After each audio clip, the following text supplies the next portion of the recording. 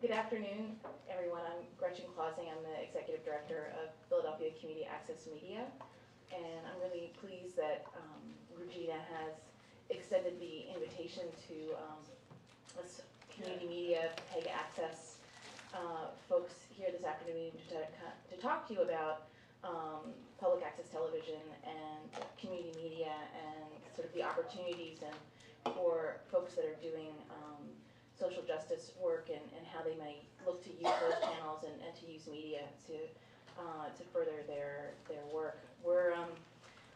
I have to apologize if I seem a little scattered, but it's been an eventful day. We actually Philly Access just went live this morning, so we are now finally on the air after about 27 years of waiting. So the timing was perfect that we would have this panel today. So what I'm actually going to do is turn things over to my colleagues to kind of take us into the conversation, and then I'll sort of give you additional sort of updates on kind of where things are here in Philadelphia. I'm going to ask each of the panelists to just maybe introduce themselves before you kind of get into it. I mean, I can sort of say these are people that I have tremendous respect for. In the 27 years that the city of Philadelphia has been kind of working, there's been many activists that have been working to get access established. In the past 12 years that I've been involved as trying to see it happen, the Alliance for Community Media, which is a membership organization of public access stations around the country, has been an incredible resource, and all the individuals that work in public access have been so critical to sharing their knowledge of the field with us and helping us sort of strategize into how to make public access in Philadelphia a reality. And Betty and Richard are both been incredibly helpful, and so I'm just really pleased that they're here with us today. So I believe, Richard, you're gonna start. Sure, yeah. Good afternoon, everybody. I'm Richard Turner, and I've got about 30 years of experience working in the nonprofit community media arena. Everything from working with community college and starting up what would be a student-managed and operated station out in Oakland, California, working for a cable company itself at that time, Cox Cable, one of the largest in the country, to working in the formation of nonprofit organizations more recently, everything from Rockville, Maryland to Honolulu, Hawaii. And I've been involved in some of the larger organizations that have established PEG access in our communities. Throughout that, have a pretty strong history of advocacy and involvement. Been also involved in the Alliance for Community Media, serving on their national boards, as well as some local boards. Had a couple of video projects that have been judged and recognized for their merit. And more recently, I just left Montgomery Community Television, which is probably among one of the top 5 in the country, in the suburbs of Washington, D.C. Left them in that nonprofit role, now working for actually a hardware provider who provides technical solutions for those organizations and others. But as I've been through sort of a history and a span in those 30 years and a little bit prior, have had the fortune of being involved in the startup and the creation of access in many places. And so that has given me, I guess, some amount of credentials to be able to speak on this, although I think as you go through the field, you'll find a number of individuals who have got significant hands-on experience in organizing their communities and bringing about community media public access. And when we refer to PEG access, I'm going to presume for the most part that you have the general gist that public education governmental access channels are those resources that have been set aside as part of now the cable franchising process. Community channels, locally focused, and that those resources come about through a regulatory regime of local cable franchising. And with that, I'll stop there on my assumptions of what I'll cover in terms of sort of the background of PEG channels. Let's talk a little bit about the history of public access and activism and how they're really intertwined. They've been linked, and so therefore, in terms of the title, a little bit provocative of what does this pose for Philadelphia in terms of what level of social justice and activism is involved in your channels. My hope and my bias certainly would be hopefully that it's a lot. Most of the historical and factual references that I am speaking from today come from an article written by Bill Olson, The History of Public Access. It can be found by searching the web. If you just put in the history of public access, more than likely his article will come up first. and has been recognized as one of the good shorter articles that really highlight some of the efforts both in Canada and in America, in the United States.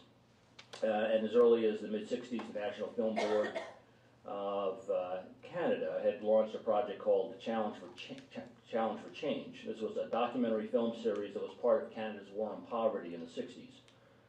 Olson quotes David G., who was the secretary of the Interdepartmental Committee of the Challenge for Change program, that its purpose was to create in Canadians an awareness of the need for change in order that people may achieve a better quality of life, an essential essence of creating social change, improving the condition of people around them.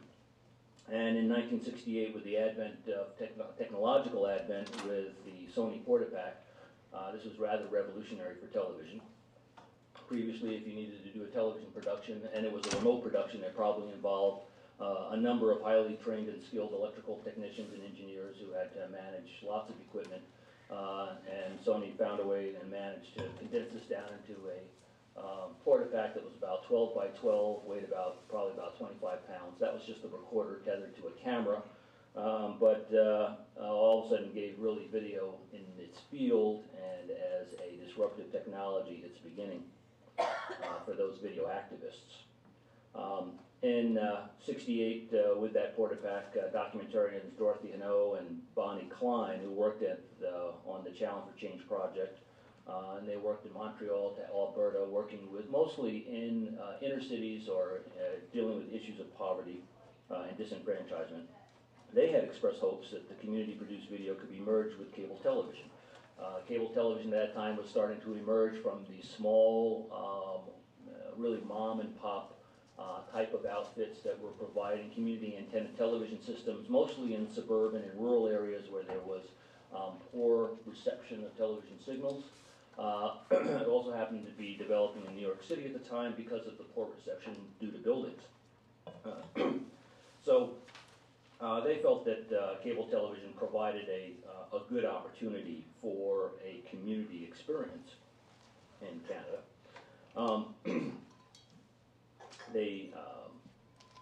In 1970, Challenge for Change supplied video equipment and training to a program called Town Talk, a civic organization in Thunder Bay, Ontario, and they ended up obtaining 4 hours a week on a local cable system for community programming. However, a lack of support and charges that radicals, quote unquote, controlled the project and doomed its failure. But Hanaud is quoted as saying that the lessons learned are important guides for future development in the theory and practice of citizens' access to media. And in fact, she was quite accurate. A number of alternative media groups turning to the United States became organized in the early 70s, particularly in New York City because of these advents, and of course it is New York City. Betty will speak to that probably more effectively. Among them, Paul Ryan and Michael Schomburg formed the Raindance Corporation. Schomburg later wrote in his book, Guerrilla Television, reflecting on the difference from network news coverage, quote, guerrilla television is grassroots television. He wrote, it works with people, not from up, works with people, not from up above them. And he was reflecting on the coverage of I believe it was the Democratic convention in the election leading up to '68, in which there were a number of individuals out in the crowd documenting that, but that the news media were covering them from up above, from high plane. No history of public access would be complete, including my own, if it did not include references to George Stoney. Stoney's a documentary filmmaker with many credits, among them working for the Canadian National Film Board and the Challenge for Change project. His film projects took those collaborative principles of working with the subject of his films. He often previewed rough cuts of his works to ensure their authenticity prior to their release. So he actually collaborated with those subjects rather than standing objectively above or beyond those subjects. He worked with them hand in hand. George Stoney is known as the father of public access movement in America, and working with his life partner, Betty Pulstein, they were among the first to put a video camera in my hands, while engaging youth who were in conflict and needed a neutral facilitative tool. Pulstein's and Stoney's answers or tool was the new video camera, that Portapak. Through their skilled facilitative work, they turned the cameras over to youth who told their own story and the impact of racism in their lives. These are some of the earliest efforts of the youth video movement as we know it today. In the early 70s, Theodora Slover founded the Open Channel in New York City and collaborated with Stoney.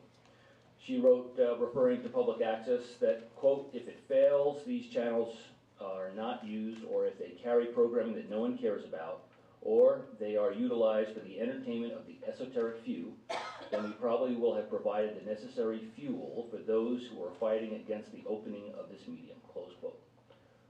Those are rather prophetic words. Those are that is the essence of what we continue to struggle with today in public access, and therein lies our unique challenge in community media relevance.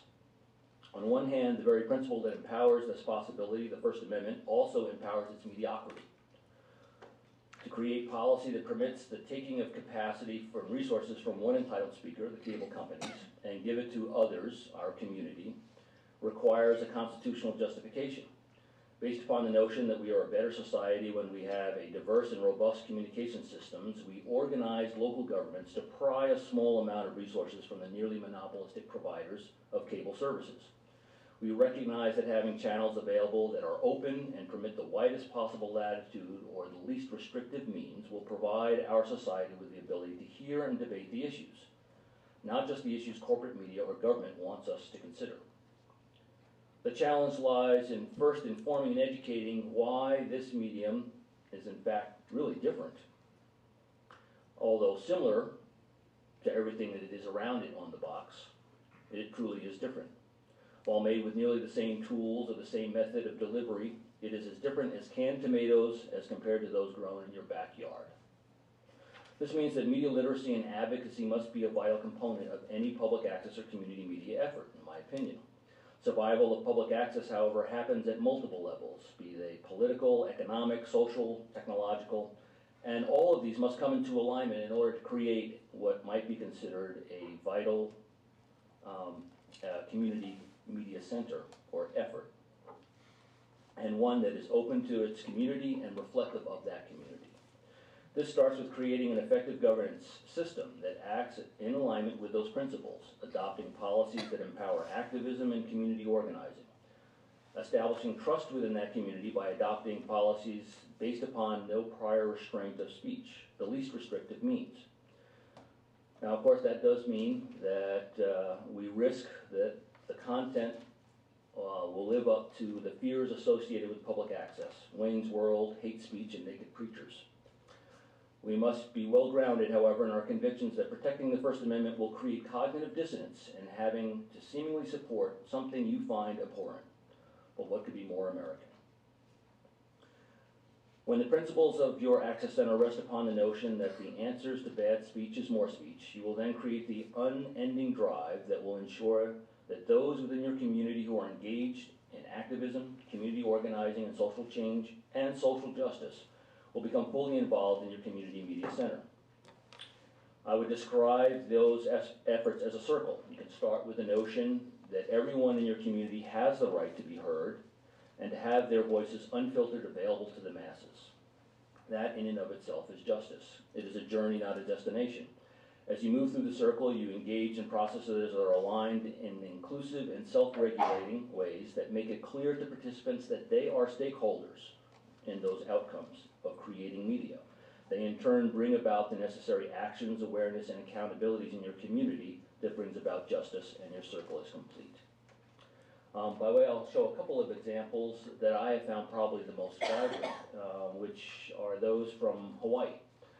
There, the organizations that were established as combined public education and governmental entities. In many communities, as sounds like here in Philadelphia, they've been segmented. Government decides that, we like control over this medium, and therefore it serves our interests. Certainly the incumbents like being on the television all the time.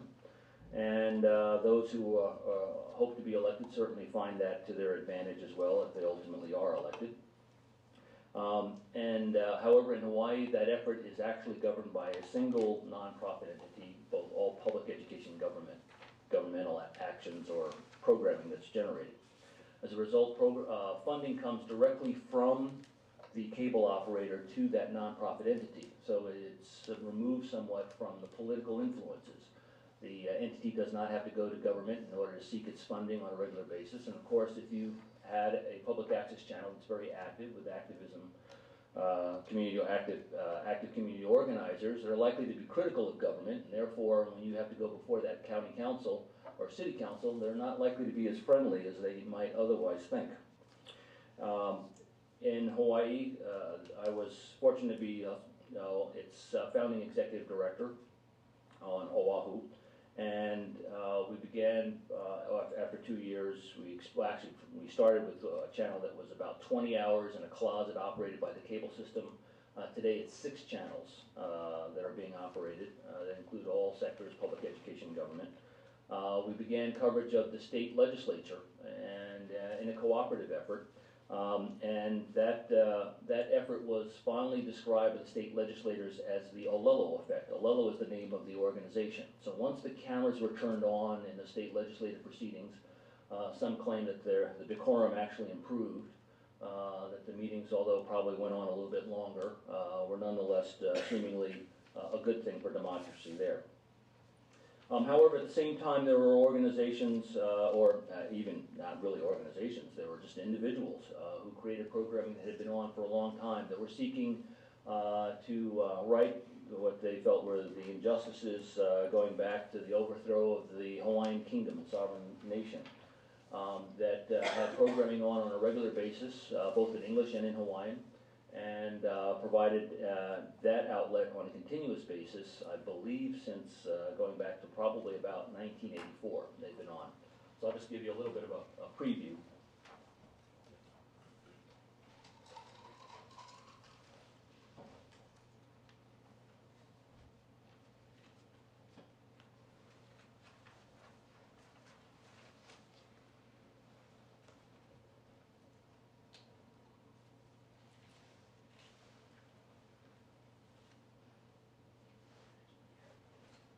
Lulz programming is now available on the web, and so individuals can see this from really anywhere.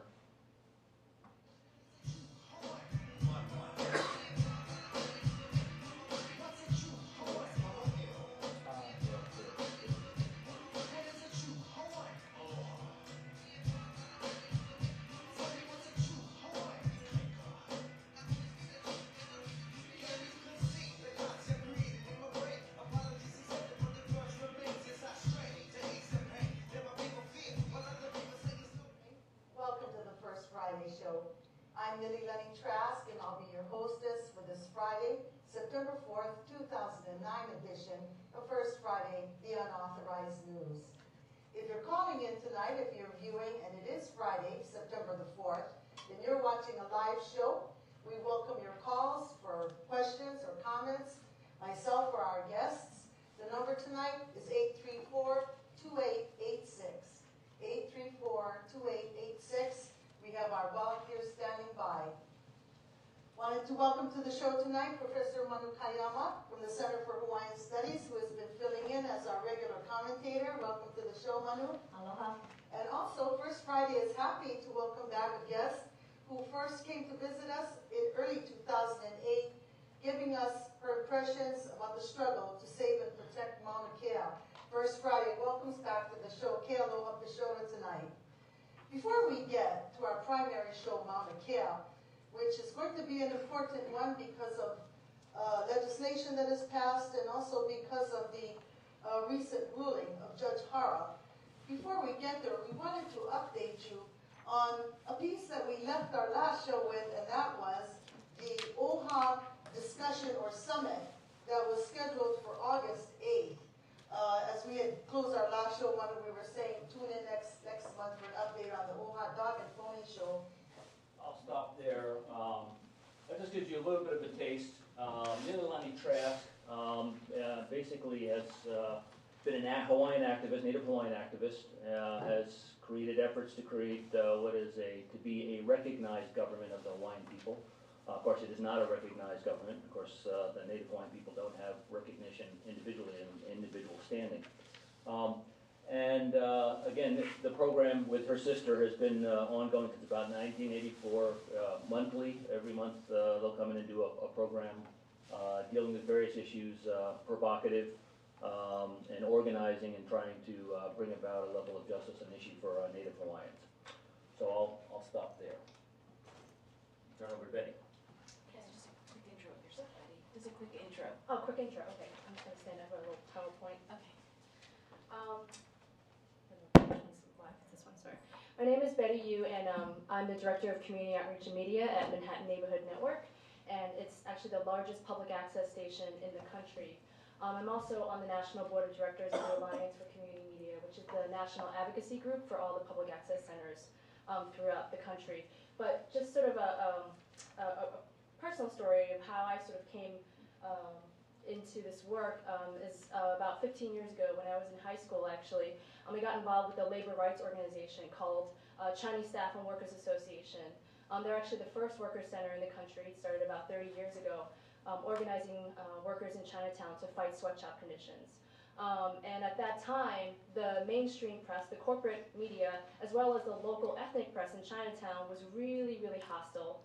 In fact, there was an article that was written by Jane Lee in the New York Times that called Chinese immigrants happy slaves, and that we actually liked to work long hours.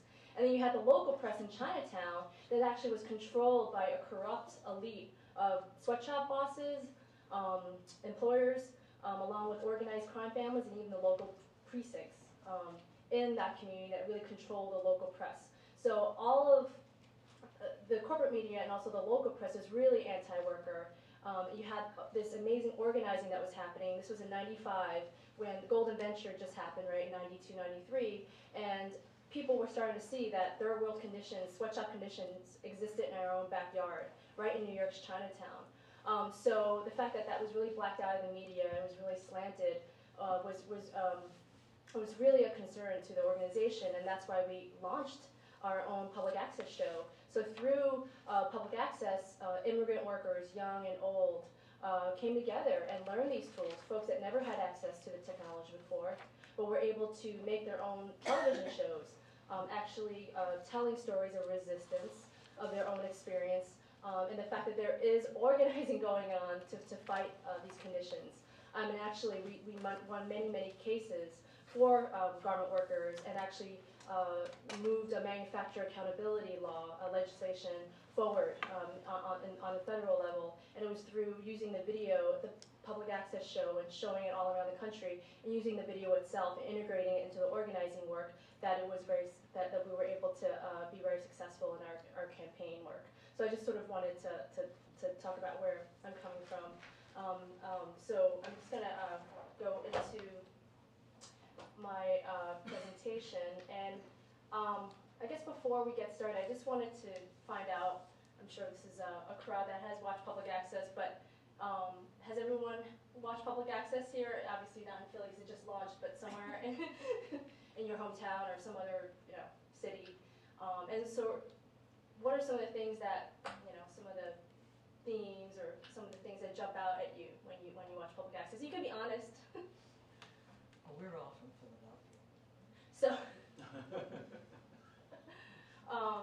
So right, and what comes to mind is Wayne's World, really shaky camera movements, bad sound, right? A lot of headroom, very amateurish video. I mean, that's what people think of, and I think that things are really changing right now. And I can speak from a local standpoint at MNN, having worked at MNN for Manhattan Neighborhood Network for about 8 years, that things are really changing. And I want to just congratulate folks in Philly, Gretjen and Inja, and the folks that have been organizing for I thought it was 12 years, but maybe it's longer than that. Other people Before that, because about 8 years ago, folks from Philly visited our station, and we sort of shared some organizing experiences and strategies. And folks from the Kensington Welfare Rights Union and a bunch of folks came down, and it was amazing to sort of share those experiences. So definitely congratulations. I know under your leadership and the board and the volunteers, it's going to be really exciting to see the programming that comes out. I'm going to just From the beautiful. yeah. So I know one thing that we're here to talk talk about is really what are the lessons that can be learned from Montgomery and other access centers or Manhattan Neighborhood Network, one of the largest access centers in the country. But I think that it's not just a question for Philly, but it's for all of us. You know, what kind of role does public access really need to be playing and has played in the social justice movement? And as Richard talked about, for nearly 40 years, we've had access, and it's really been media, community activists who fought for something to be given back to the public, right? Fought because the public rights of way is something that you know, taxpayers, it comes out of taxpayers' money, and it belongs to the public. So activists fought for something back, and that came what came back in return was public access television, as Richard alluded to. But I think it's really important that we acknowledge that public access has radical roots, and it's always been you know, embedded in organizing, grassroots organizing, and community organizing. And if we take a step back, we have now, you know, 5 to 6 media corporations that control all of the information and the news we receive, and it obviously has had tremendous effect on our mass culture and how we perceive the world. In the last 30 years, you know, media consolidation and media deregulation has accelerated.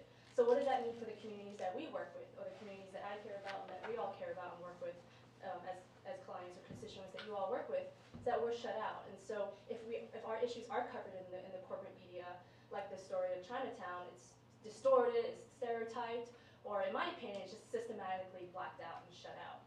And so public access is really one of the only electronic green spaces on television where, you know, local communities, local citizens, local social justice groups can actually come in and create their own programs and broadcast them on television. So when that was started about 40 years ago in Canada and the US, that was unheard of, because technology then, the Porter Pack couldn't afford that. It was like, what, $10,000 for a Porter Pack? So back then that was very radical, and even now that's really radical, but I think it's something that we take for granted, that folks, you know, paved the way, and really, again, has a deep tradition in radical grassroots organizing and community organizing.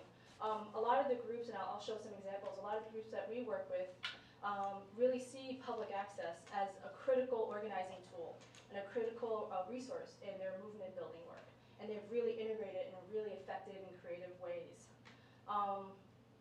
You know, this idea that, again, historically disenfranchised communities can actually have some kind of collective ownership over the means of production is you know, I mean, obviously within this capitalist system that we live in, right, where can we find the majority of people who actually owns some means of production?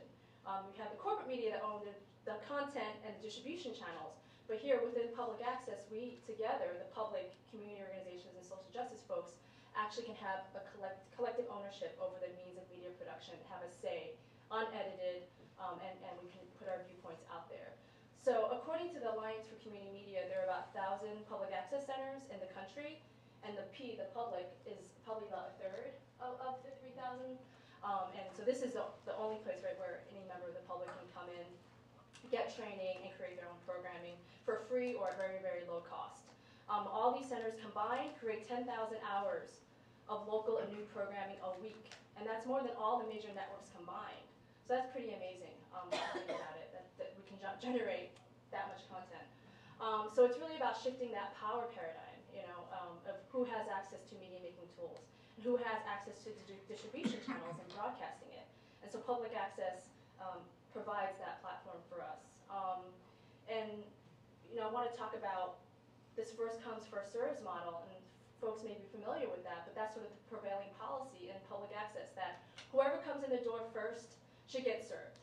And to me, that really lacks a fundamental analysis, a socioeconomical, race, gender, class analysis of who are the people who are not coming through our doors, and why is that? Is that they're working really long hours and they don't know about public access, or is it a social justice group that is so tied down with 5 different campaigns that they know media is important, but no one's actually reached out to them to collaborate with them to use the channels in an effective way in their organization.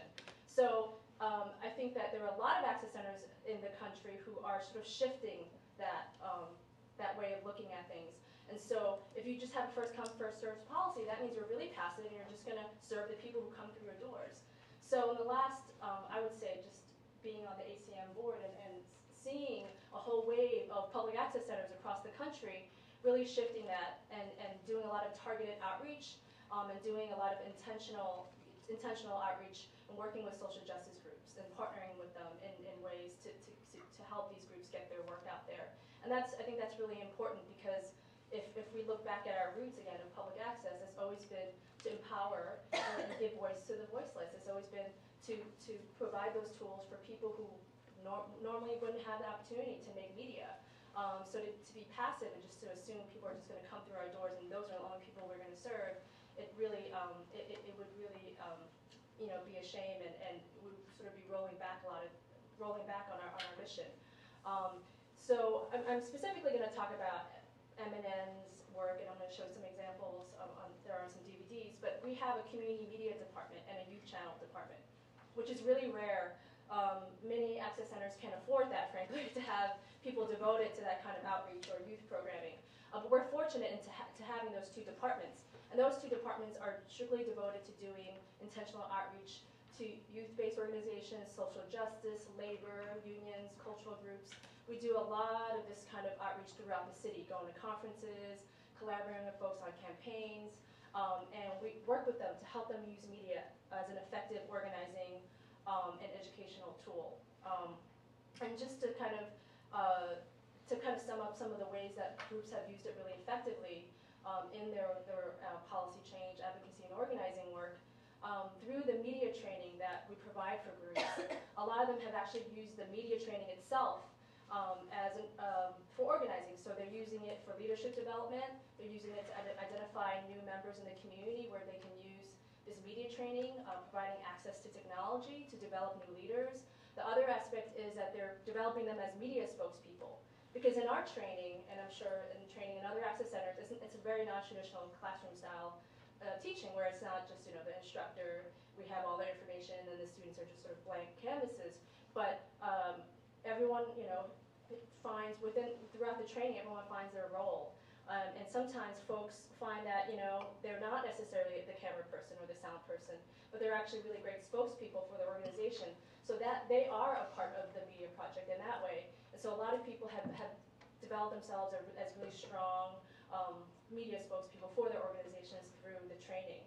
Another thing is that a lot of groups have used the videos beyond broadcast, beyond putting them on our channels, but also bicycling them to other stations around the country, and also showing them at community meetings, actually sending them to film festivals. A number of the number of groups that we work with, they've had their videos shown at different festivals around the country, which is pretty impressive, and they've shown it at conferences, and really putting a human face on the issue and adding visual aid to their work, as they use it very successfully. Another thing that folks have done is really put those videos online on the internet, so that they can reach the endless amount of people, really millions of people, through whether it's blogs, creating video blogs, or just putting it up on different video sharing sites. I think there's been an explosion that we've seen in the last 3 years where groups have really been doing that, and we've been providing the training and the tools for groups to actually put their videos online and to share them. And then the last thing is DVD distribution. A lot of our groups were really intimidated years ago, but it's so cost efficient, and we've provided the training tools for folks to create and distribute videos. So there have actually been some really successful stories of groups sending their videos to different policymakers and funders. In fact, there was one group that applied for a grant for one of their advocacy campaigns, but when the funders saw the video, they actually gave them a bigger grant to integrate video into their advocacy work. So that's just kind of one example of how DVD distribution has really been really effective, because it's so cost efficient. And now I'm going to go into some of the examples. As I mentioned, the first video I'm going to show you is actually from a group called Esperanza del Barrio. And within the immigration debate, we know that the corporate media has played a huge role in shaping public perception of undocumented immigrants, and criminalizing undocumented immigrants, and creating this anti-immigrant hysteria. So in response, a lot of the immigrant rights groups we work with have used video to counter that, because they know that the mainstream media is going to slant their campaigns and their media reform work, but the groups themselves have used this as a way to respond to the mainstream media. So this piece though, is actually created by Esperanza del Barrio. They organize street vendors who are mainly undocumented Mexican workers, mainly women, who are fighting police harassment of vendors on the streets. And they were trying to get city council legislation the city council passed. So I'm just going to show you a few minutes of that, and this is a video they created. Pues Esperanza del Barrio te ofrece mucha ayuda en todos los sentidos. Porque debemos de atender el todo, no solamente una parte de la problemática de la comunidad. También tenemos la campaña de apoyo público, que es para que los clientes y toda la comunidad en general apoye a los vendedores ambulantes, y la campaña legislativa, que es para que se cambien las leyes.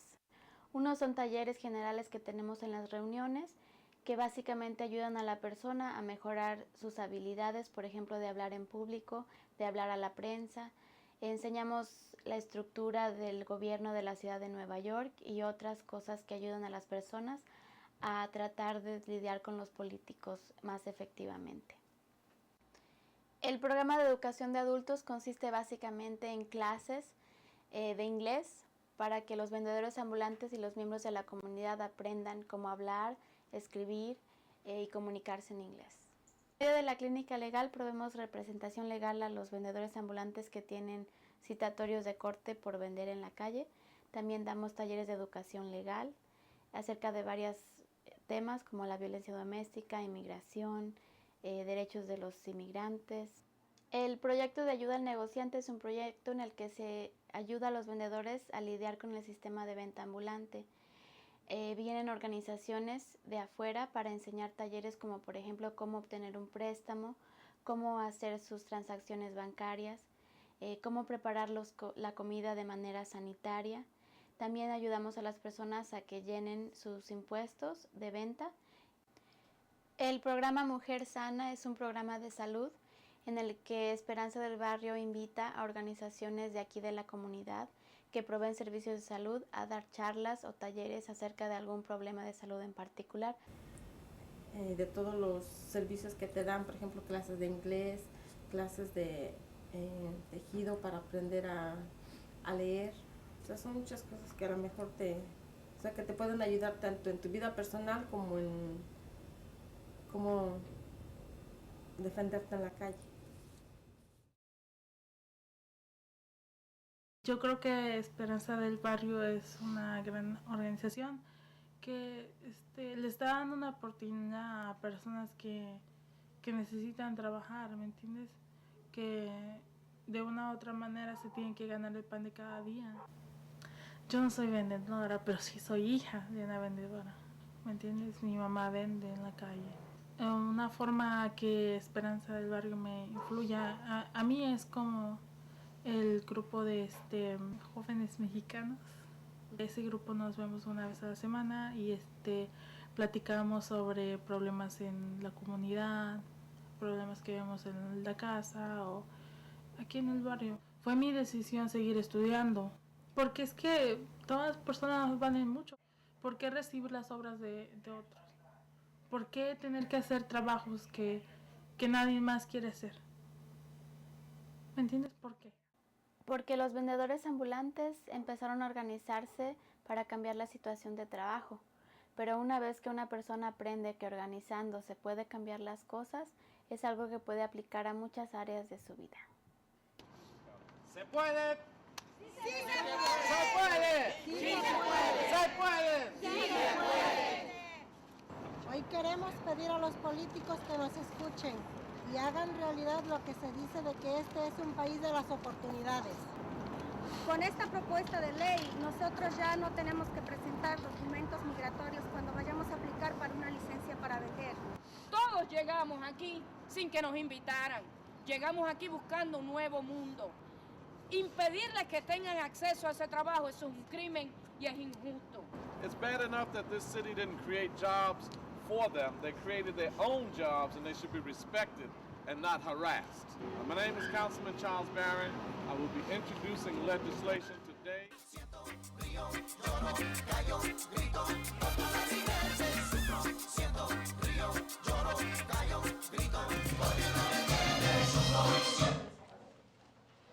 So that was just a press conference that they had on the steps of City Hall, and they ended up getting that legislation passed so that vendors can basically sell their stuff on on the streets without having to show papers, because it was really dangerous for a lot of the women who were facing a lot of police harassment, sometimes violence, actually, in many cases. And I just want to show you this other video, which was created by the National Mobilization Against Sweatshops. And as we all know, the days right after 9/11, the toxic air fallout was covered up.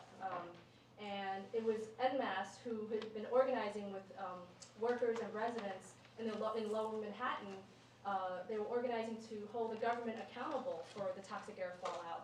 And it was this group that trained, in partnership with M&M, they trained their members to document. They were documenting their own stories of how they were getting sick. In some cases, there are a number of people in lower Manhattan that actually died from the toxic air fallout. And this video, it's not very flashy, but the purpose of this video was actually to show health professionals and hospitals to actually get them to sign on to a long-term health study, as well as launching a long-term health clinic to treat people with illnesses from the toxic air fallout of 9/11. So I just want to show just a couple of minutes from that.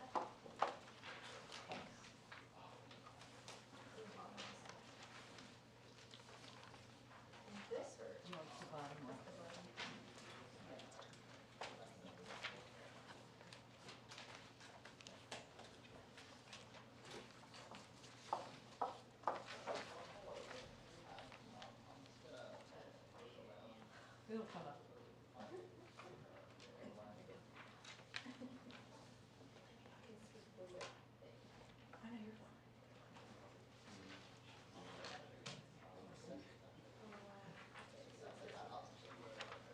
This one, unfortunately, is also in Spanish and Polish.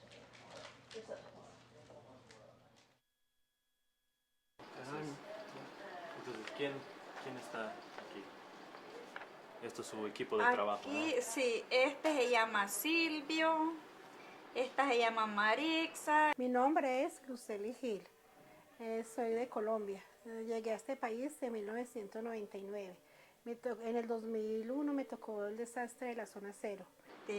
Diana, esta yo creo que es Lorena, yo no me acuerdo, esta se llama Dalia. Mi nombre es Julián Felipe Fernández. ¿De qué país viene? De México. Lo que pasa es que yo con el subcontratista que me llevó a la zona cero, yo tenía como 3 años trabajando con él y él nos llevó a hacer ese trabajo. Esta fue tomada en octubre, el 20 del 2001. Ahí le puse yo la fecha. Pracowałem w firmie azbestowej, no i po tym wypadku, który zaistniał, zaproponowali mi pracę w Ground Zero. Esta se llama Milagros. ¿Y usted aquí? Estoy yo aquí. Y 6 meses. Trabajamos de septiembre a finales de marzo, a principios de abril. El building, ese es el 22 de Corla. Y también después estuve limpiando el lobby, le daba mantenimiento. A mí me tocaba limpiar todo eso de ahí arriba. Todo eso de ahí arriba. Moja praca polegała na czyszczeniu budynku Marilyn, który był zanieczyszczony pyłem azbestowym, różnymi zanieczyszczeniami, nawet do 2 feet. Cuando entramos allá, sí nos daba tos, el polvo, nos daban como agrieras, ganas de vomitar, porque olíamos, habían olores muy fuertes, cosas podridas, cosas que ya estaban pasadas, que ya olían feo. Y entonces por eso nos afectaba mucho el olor. Yo empecé a trabajar el 18 de septiembre del 2001. Al principio llegaba uno y éntrale por aquí y éntrale por allá, sin cubrirle nada, sin darle protección de nada. Le daban a uno algunas tapabocas que eran de papel, que normalmente eso era como no tener nada. Znaczy, teraz to mogę powiedzieć praktycznie, że ja go w ogóle nie miałem, ponieważ była to maska azbestowa, znaczy z filtrami czyszczenia azbestu, zdejmowania azbestu. Także moim zdaniem ona w ogóle nie spełniała żadnych warunków, ponieważ tam było mnóstwo oparów, gazu stlącego się pobojowiska. Raczej to była tablica Mendelejewa, można to powiedzieć, wszystkie związki, rtęć, ołów i temu podobne. Que decían que la gente se iba a asustar al verme con equipo así de máscaras, que podían creer que había un nuevo ataque de terrorismo y la gente se iba a asustar al verme con protecciones. Entonces no usaba ninguno. To, że mnie dusiło, a zrezygnowałem z tej pracy dla tej przyczyny, to już było jakieś powiązanie, że to stamtąd jest przyczyna. Tengo falta de respiración, dolor de pecho, ataque de asma me está empezando, la sinusitis, la alergia, la depresión, que es horrible. Yo hace 2-3 años, normal. I just got permission from Gretjen to show 2 minutes from another piece. Since we are talking about public access, I thought showing, visuals and showing video would be really a good idea. This piece is created by the group called the Coalition of Institutionalized Aged and Disabled, and they're an advocacy group that works to change the abusive adult and nursing home system. And their membership, I think, is about 4,000 throughout the city, and it's all led by members who are in adult homes or nursing homes. And this is a piece that they created. This is just I'll just show the first couple of minutes.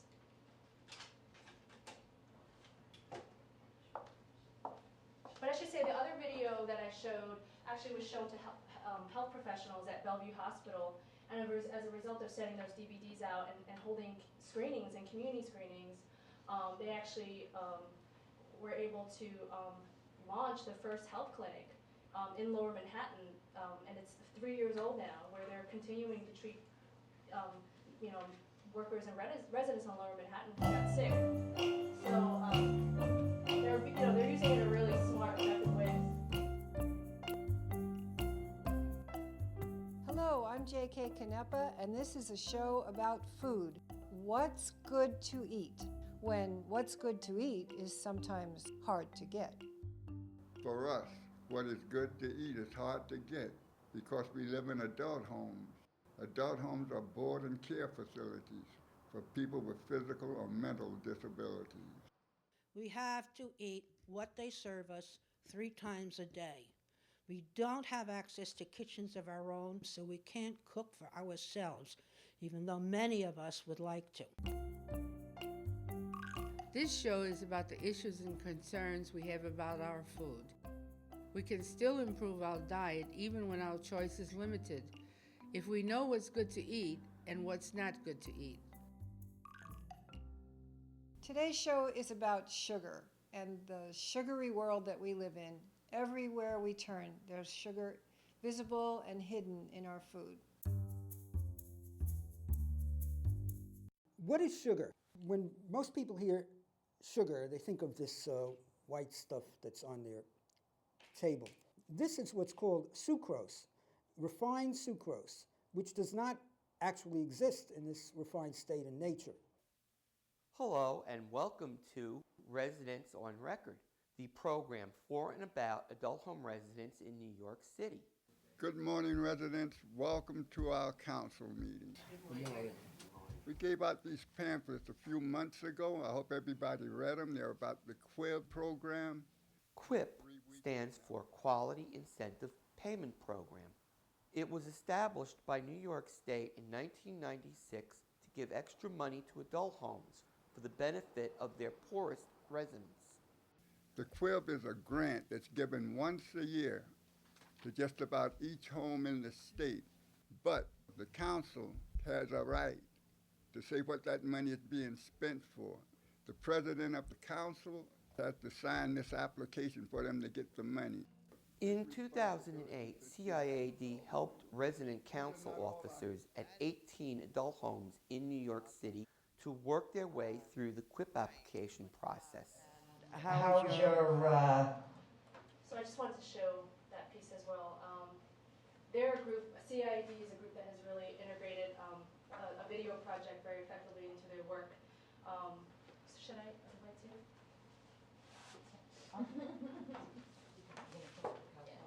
Yeah. And I'm just gonna so they're the ones that come up with all the ideas for the video, so they're just like really quirky and try to find fun ways to convey really, really hard-hitting issues. I mean, they had a situation a couple years ago where the air conditioners were not working in about a few hundred homes, and it was during a heat wave. And they created some videos, and they sent it to their local policymakers. And as a result, in the 2007 and 2008 New York State budgets, there was $2 million allocated for each year for new air conditioning systems to be installed in those homes. So that's, I mean, not just only because of the video being shown to policymakers, but they use it in a really smart way in their work. So I'm just gonna speed through this really quick. Let me start from the beginning. Sorry. I just want to kind of sum up through M&N some of our best practices and the ways that we've effectively worked with groups. Can you guys see that? One thing is that we've integrated media literacy into our basic class curriculum, which is really important, I think, because it's sort of like building blocks, right? If you don't have the tools to be able to deconstruct the mainstream media, the corporate media, then many folks don't know why they need to be active producers and create media that reflects their own experiences and not just passively consume the garbage that we see out there. So we've worked with a lot of different organizations like the New Mexico Literacy Project and use a lot of their curriculum and implemented media literacy into our training. We've also engaged in long-term projects with groups in documentary production and digital storytelling. And that has been really great because in terms of building long-term sustainability with groups, working with them for a period of a couple of months and working with them from storyboarding to the basic training to the end result of broadcasting that on the channels has been really rewarding for us. And those relationships last for years. Another thing we do is facilitated productions, which is basically producing a short video for them. Because if it's time sensitive or something like that, we'll create a short video that they can use in their campaign work or a PSA. Another thing is that we are more and more teaching groups how to use Web 2.0 tools to get their videos online and to distribute them. With the change of new technology, I think that it needs to be mentioned that it has changed the way we consume media and us as media producers, as filmmakers, as independent media makers. And although the internet can never replace public access, because public access centers is a place where people can come together and build and organize and create media together face to face, I think that we as public access centers have to reframe and reinvent ourselves and how we're going to stay relevant and be responsive to the community when everybody's watching TV over the internet, and that's something we really have to look at. But of course there's a digital divide. There's still many, many low-income communities and rural communities that don't have access to the internet, don't even have a computer. So there's still that digital divide for sure. But many, many access centers are doing that. I just wanted to show one quick example. There's a group called Picture the Homeless who has been using social networking tools, Facebook and YouTube really effectively in their work. And like I said, there's an explosion now of social justice groups really doing this. And one group is called Picture the Homeless. They're a homeless-led advocacy group. And they had an action a couple of months ago where they took over a vacant lot that is owned by JP Morgan. In East Harlem, there's hundreds and hundreds of vacant lots that are just bought by developers, but they just they sit there idle, where you have thousands of homeless people who are on the streets. So what they did is they decided to do this action, and they were going to try to take it over and do a 10-city kind of sit-in for a couple of days, but they were arrested within a couple of hours. But every hour they were uploading videos, they were uploading photos, and hundreds of people were following them on Twitter. So this is just kind of one example of many groups who are using it effectively. Picture the Homeless, Esperanza del Barrio has put their archive on their home site, and they put all their shows, after they broadcast them, they put them on Vimeo so that anyone can access those shows. And there's a lot of progressive technology groups out there. I just wanted to give a shout out to some of these folks who are creating open source video sharing tools and websites that are non-proprietary, not copyrighted, but these are tools to be shared with everyone who can basically, they can you know, modify and customize channels, online channels, according to their needs. So these are just some groups. Participatory Culture Foundation is one group that has really been doing this and can work with any different groups to customize channels. And the last thing is that there are threats to public access right now. As many of you may know, telecommunication companies are lobbying, putting millions of dollars into lobbying efforts to dismantle public access. They tried to do that 5 years ago with the federal bill, but when that wasn't successful, when they were met with community organizing and grassroots activism, they decided to pass this on a statewide level. It's called statewide video franchising legislation, which 20 states have passed. And what that means is that hundreds of public access centers have closed their doors because they've lost funding, or they've cut their services to the community because they're not getting funding. So that's just something to be aware of. And there's actually a bill right now called the Tammy Baldwin bill that a congressional representative from Wisconsin has introduced, called the Community Access Preservation Act. And this would really protect public access greatly, and needs to be, of course, passed and all of that. But if you go to alliancecm.org, you can find out more about that bill and how to support public access and make sure that these cable and telephone companies don't dismantle us. So yeah, I have some other things I can talk about, but I'm going to stop there. Okay. I wanted to just also say that community access stations have to be a lot more deliberate about collaborating with legal advocacy groups and pro bono lawyers, because there's a wealth of information out there that they have and can provide, and I think that we need to do a much better job at that, because they are part of the largest social justice communities. So that's just sort of something to put out there, that we're doing that locally. We're collaborating a lot more with the defense funds, with the ACLU, the NYCLU. So I think that's something that we need to do more of, because those partnerships are going to help us when we're faced with this kind of legislation that could dismantle public access. So thank you, Betty. I guess you have the lights back up, Regina. So I'm gonna just give you a little bit of a kind of a snapshot as to where things are in Philadelphia right now, and I'm going to be brief because I do want to be able to kind of see if you all have any questions, and then we can actually have a conversation amongst all of us with Richard and Betty here.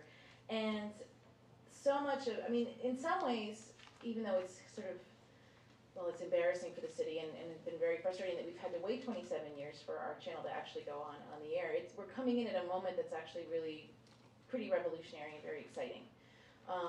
There are many access centers that have long and rich histories and have been doing this work for 30 years, but they have sunk a lot of capital money into analog technologies, and they're completely freaking out at this moment because in all of this digital transition, they're really trying to figure out, like, where do we go? And what I've been really drawn to in sort of the current thinking in public access television is ways to really take advantage of this digital conversion, and ways that technology is gonna actually help, I think, in a lot of ways improve the overall kind of perception of public access television around the country, and also figure out a way for us to collaborate more effectively on a national level, and to kind of create this like really robust distribution network of access centers around the country, which would then, I think, there may be organizers here in Philadelphia that are working on a particular issue that another group is working on also in the Bay Area, and they can share video, they can share content, they can we can, as a result of sort of some of the possibilities that exist for file sharing of programs on the internet, will make our station, I think, not just viewable and relevant to folks here in the Philadelphia area who are merely cable subscribers, but can also open us up to a much larger viewing audience. I mean, obviously, the focus is finally giving Philadelphians an opportunity to kind of air their own programming and be able to have conversations amongst themselves without filters. So how we're going to kind of get to that point in sort of the next 6 to 8 months is sort of it's moving on. We are, as I mentioned this morning, just went on air. If you go home and are a cable subscriber, we are on Comcast Cable 66, also on 966, which is up in the digital tier. We're also, I think, viewable to the few hundred homes in Chestnut Hill who have Verizon Bios as they begin to come into the city as well. So what is on the channel right now is just an hour kind of welcome video, as we're calling it, which is just a couple examples of locally produced documentaries, and there's one piece by a local independent filmmaker, so it's a little bit more of like a visual kind of personal essay, and then just some information about our website, and we will kind of continue to populate the channel with more and more video and be coming up with a more involved program lineup in a matter of weeks. But it's just really astounding what the technology enables us to do, and be able to kind of get a station up. What's exciting to me is when I've worked in independent media in Philadelphia for about 20 years, and I know that in absence of public access television here, there's been an incredible amount of important community-based media that has come out of the city.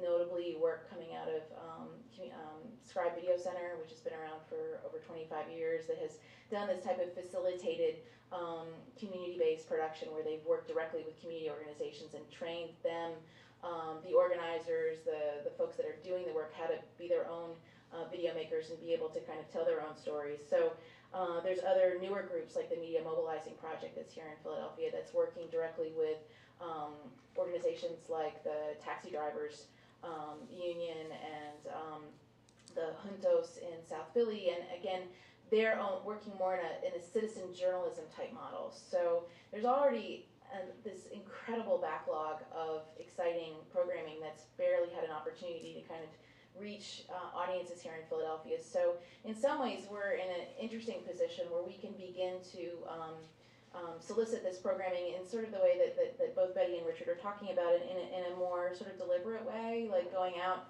and we're making, obviously, things available to everyone, but if we know that things are out there that are going to be quality programming, that people are going to want to watch, we can kind of go out and get them up on the channel. So that's sort of what's going to be happening in the short term. Hopefully, by the end of the year, we'll be in a space where we'll actually be setting up our operations and then beginning the acquisition of equipment. And the intention is for us to have a studio that will be open and available to folks in Philadelphia to come and begin to get trained and make their programs, in addition to checking out equipment. And sort of, again, just to kind of echo what Betty was saying, I mean, for us, the emphasis on kind of building media literacy into the training is something that is really important to us, because in a lot of ways, and I'm kind of interested to maybe see what Richard and Betty have to say about this, is that for us, it's, we're really wanting to create a very an organizational culture from the ground up, where our producers and the folks that are coming to the center and becoming members are really part of the organization, and that they have ownership over the organization, and so they will be good stewards of the channel, and sort of in that way really work with us to make sure that we're kind of putting out programming that everyone is going to kind of be excited to be a part of, and if not, if there's things that's controversy, then we have folks that we can have ways of kind of handling that controversy and being, sort of prepared to kind of work through those types of situations. But the one thing that I think is important to also mention, and I'm not sure how MMN is structured, but all of the members, people that will be able, and I've circulated membership forms, so if folks are interested in becoming members, the members of the public access will have obviously the benefits of being able to use the equipment in the studios, but you also play a role in the governance of the channel in the election of the board of directors, which is ultimately the folks that kind of lead the organization forward. So I'm just trying to think if there were other things that I wanted to be sure to mention. Just in thinking about being invited by Regina here today, I've certainly seen the videos that have been produced by the students in this program, and would certainly encourage and hope that those videos would be submitted to the channel, because I think that they are, perfect examples of the type of programming that you wouldn't really opportunity to see on any other broadcast entity here in the city of Philadelphia, and those are stories that are relevant and I think kind of are something that would be of interest. And the thing that I also know that we'll be developing is a much more integrated kind of channel web presence. So in addition to those videos, as Betty was sort of talking about, and as Richard demonstrated with the Hawaii channel, is that we will also be streaming the channel in addition to just having it on the cable. So it will be available and viewable to folks all across the city. So those are sort of my kind of where we are. I'm just being conscious of time, Regina, because I know we got started a little late. So we were intended to go until 4:15. So what? You can go to 4:25. 4:25. Okay, I just wanted to sort of see where we were. The gods of CLE will be satisfied. I mean, one thing that I'm actually think is important to mention is that in this work and the work that I've done with I'm just going to kind of identify some of the other board members that are here. Inja Coates is on the board of Philadelphia Community Access. Jonathan Stein and Keith Brand, who are, you can wave your hands so people can see you. We were all sort of involved in the organizing efforts, and what's interesting to me is that when we were first starting this 12 years ago, is that there were a lot of other issues that were sort of taking prominence, and particularly in the social justice community, when we were going to the Bread and Roses Community Fund to seek funding support for our organizing efforts. It was sort of a hard case to make at first, that people were saying, well, why? There's so many other bigger issues that we're having to deal with in our communities around homelessness and joblessness and education, and so why should we give you media activists money for your campaign for television? We don't see the connect. And then the more that we sort of spoke about it, and it was becoming clear in those moments of kind of media consolidation and the challenges of having access to media as a way of being able to kind of get out your point of view and be able to kind of talk about these issues in a sort of unedited format, then it began to kind of click for folks that this was sort of a huge missed opportunity here for the citizens of Philadelphia. So Bread and Roses kind of came on as a supporter of us, and then kind of helped us sort of begin to kind of create a foundation for which we could do organizing from with money, and that's really important, and I want to always take an opportunity to acknowledge that. And then I now look at this and think, now that we're in this position, when I look at all the groups that a foundation like Bread and Roses funds, I certainly hope that we will make our best efforts to work with those organizations to try and get them on the channel. So I think it's, in the terms of knowing that oftentimes activist organizations are super taxed, and so trying to figure out ways that either if they already have pre-existing video that can be repurposed in some way for a television show, or it's kind of working with other producers here that are interested in doing news gathering, that are interested in doing community news programs where those organizations can then come on and be guests and be able to talk about their issues, I think is something that's really important. And that was a question that I had for both of you in the work that you were doing at your stations, Richard and Betty in Manhattan. I know you spoke a little bit about kind of the station's role as content producers. Does MNN, I mean, you do the facilitated production, would you consider that sort of MNN content, or is, and Richard, sort of a similar question to you?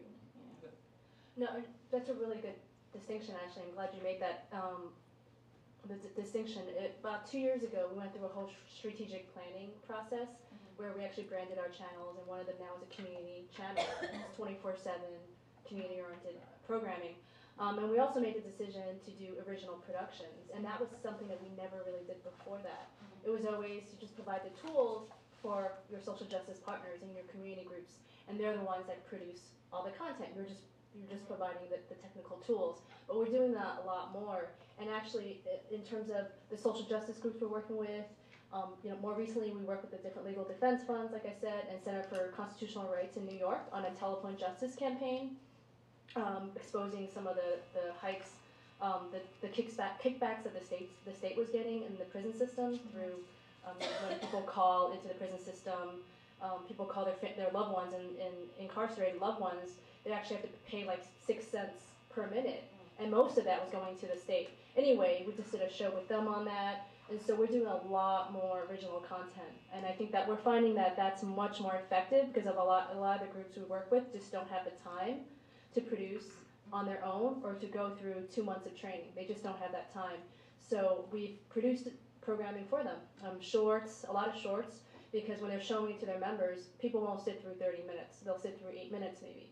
So we figure out ways to create shorts, digital stories, or just PSAs to expose those issues and help them so they can use them. And then do you get additional funding support for that? No. Okay. So it's all volunteers, interns, a lot of heart, and a lot of volunteers and members from the organizations who work with us to produce it. Richard?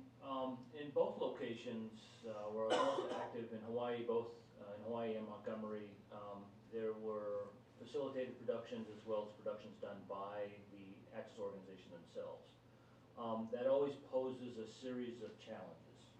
I think the biggest among them is the paradigm paralysis of those who come to do those productions typically come with a broadcast production paradigm, meaning that they've been trained in communication schools and with particular practices and theories, which includes controlling the content.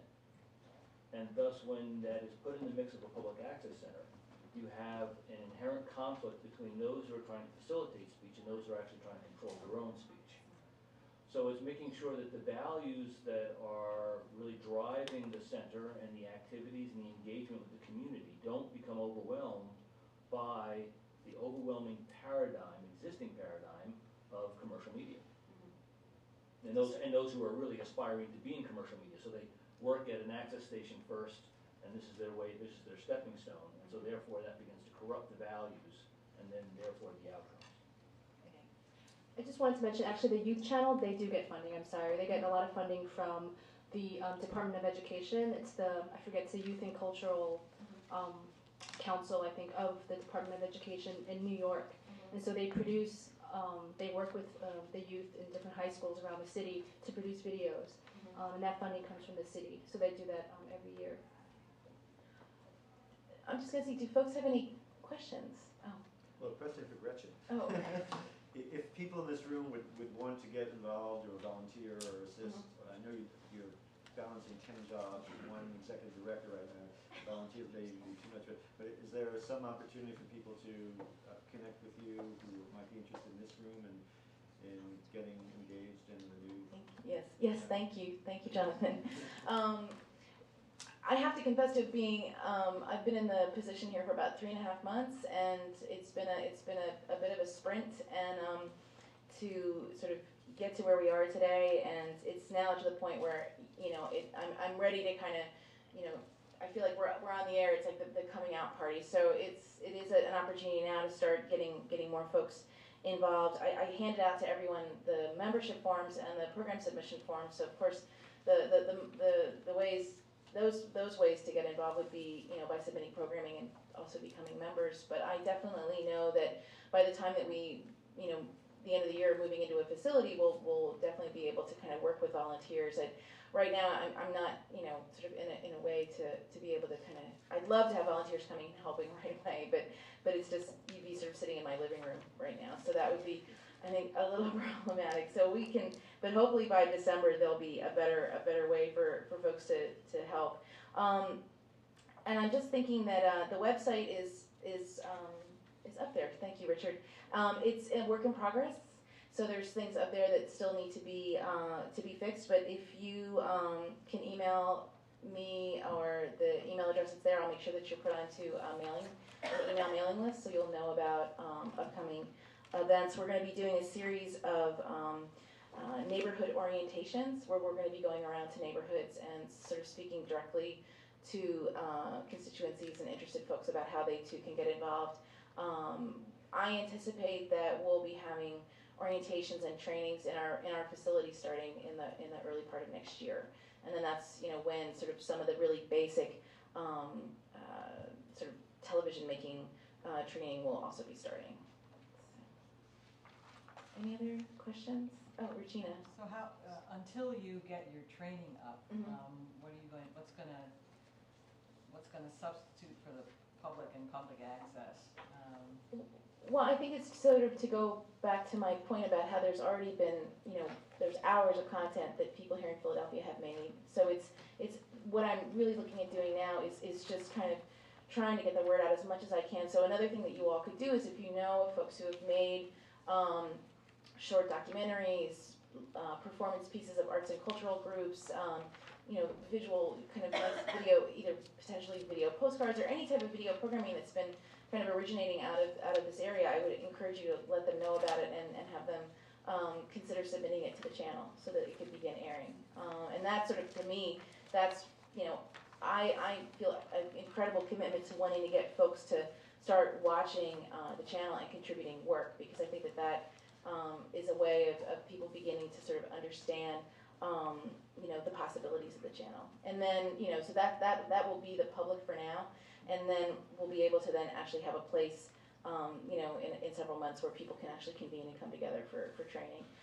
One thing in sort of thinking about the model for Philadelphia and sort of where we're going to go from here, in the initial franchise agreements that were drafted sort of between the city and the cable companies, it called for a central facility and then a lot of satellite, 2 satellite centers in each of the 4 franchise areas across the city. And that was kind of a really exciting model. That was all sort of planned for in $1983, and we're sort of launching the center now in 2009 with that same amount of money. So we're not necessarily able to kind of follow that same plan. However, the technology does, I think, provide us the opportunity where we can work in a sort of pseudo-satellite model where we know that there are organizations that already have these long histories of doing community-based media and training, where they can sort of become other places where we can kind of go to their sites and do orientations there and kind of begin to engage their constituencies to then become kind of active participants and users of the channel. Yes? Do you accept any kind of content? I mean, suppose the Nazi Party wanted to do a half-hour show. I mean, I can say that, we are open to, accepting all content, and maybe I can look to my colleagues here to sort of talk about, how they've handled. I worked in San Diego for the cable company. I accepted content from the local Nazi party, KKK party, actually. Of course, they never did it to my face. They never knew who really I was, because they chose to really sort of remain under sheets, I guess, to a certain extent. But I felt that program was significant because really it was them coming out from behind the sheets. It was better to see who they were and what their arguments were and counter them. Go to the people in our community and say, look, this is your channel just as much as it is theirs, and we want to see your programming on, and it's an equal level playing field platform. But we need you to step up and make a response. Certainly people came out and picketed the headquarters of Cox Cable at that time. So again, I think the answer to bad speech is more speech. It's not suppressing, because I think in most cases they were looking for the opportunity to press their First Amendment rights to be on the channels. And they got more zeal out of publicity rather than the actual programming that they were submitting. How about if it was just blatant lies? Yeah, we've actually done something very controversial at M&M's, that we've actually taken down all that programming, which probably shouldn't have done, but we have a programming department that's supposed to screen all these tapes, but because we get 3,000 tapes every quarter, it's just impossible to look at all this stuff. But there was a neo-Nazi program that was produced by some folks in the South, and they sent it to us, and somehow, I don't know how that got past the programming department, but it got a primetime slot, got an 8:30 slot. People with George Stoney, the father of public access, who's on our board, called and was horrified. We got a flood of calls. And we actually, and I think there was 3 other time slots it had that week, and it was prime time slots, and we took it off. We took it down. And I think, that group called us, and so we gave them like a 3 a.m. slot or a 4 a.m. slot when we knew people wouldn't watch it. So we did a little curating, right? In public access, as long as 51% is first comes, first serves. The other 49% can be curated. And we chose to put it in that curated block. There was also another program called The Jewish World, where it just spouted really horrible anti-Arab and anti-Middle East hate and rhetoric. And we had a lot of calls as well on that. And we actually moved their time slot. For the following quarter, we moved it to like a midnight or 1 a.m. time slot. And that's controversial to do that, actually. But we just kind of made that choice to do that. Because, you know, free speech, it's the good, bad, and the ugly. I mean, that's why we talk about free speech, for who and for what, for what end goal. And so that's where there's obviously this debate, this ongoing debate and access. So.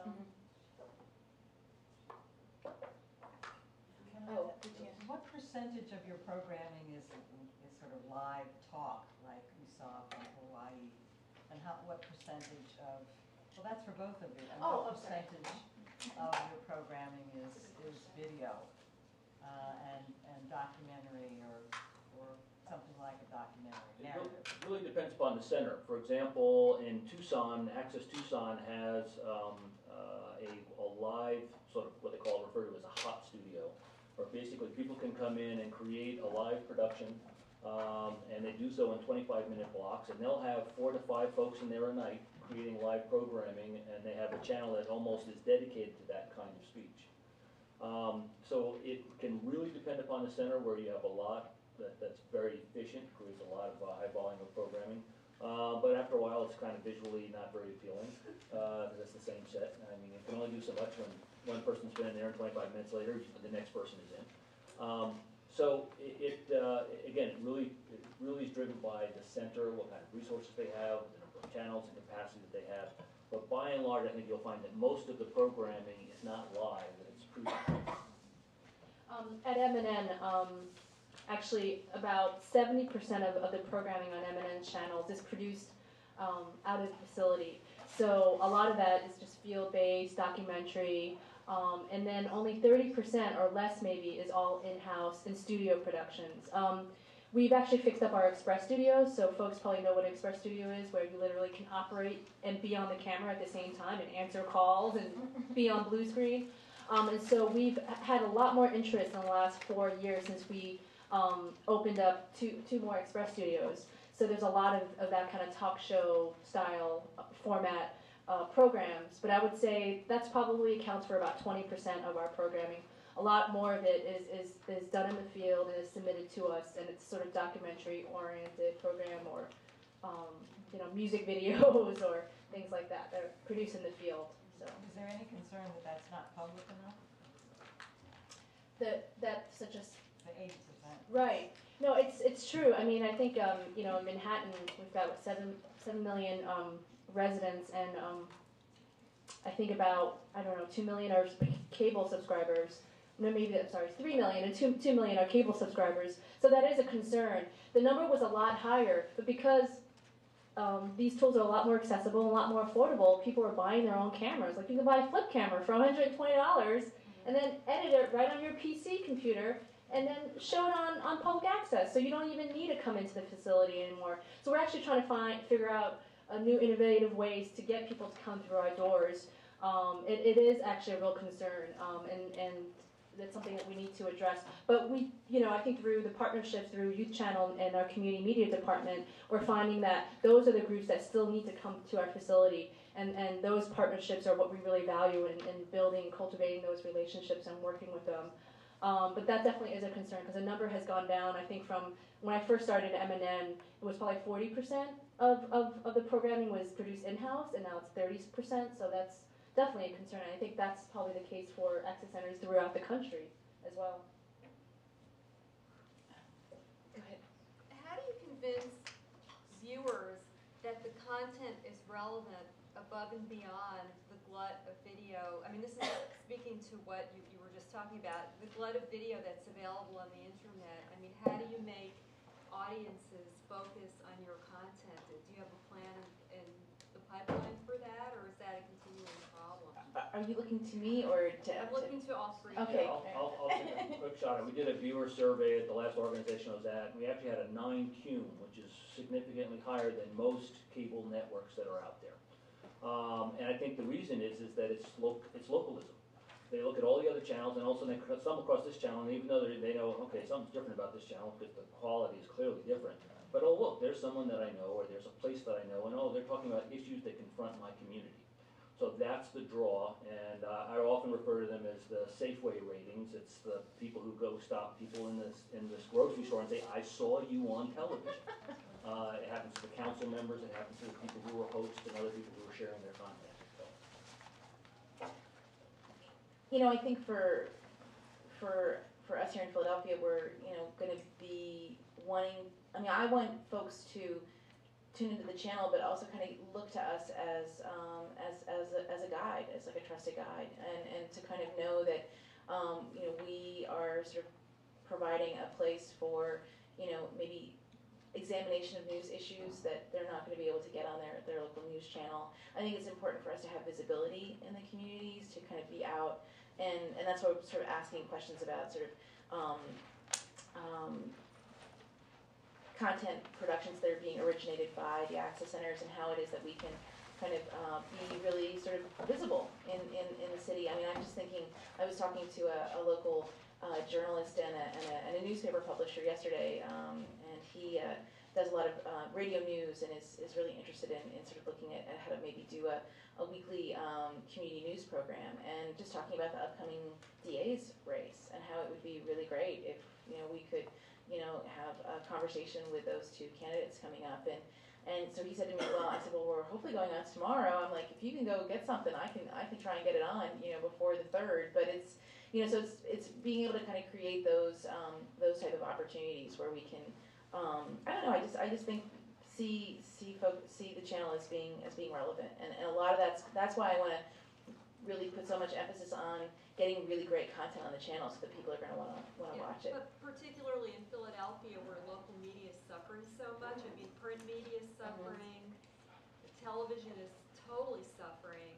You know, I think that there's a big opening for some substantive content to be made available in this town. No, I agree with you completely, and I'm really hoping to kind of look to see what kind of creative partnerships there might be able to be made between community media. I mean, there's a tremendous, when you look at sort of the weeklies and the free weeklies and the neighborhood-based papers and sort of stations like community radio stations like WPEB here in West Philadelphia, like I think there could be some really strong partnerships that could kind of create more of a sense of an independent media voice here in the city.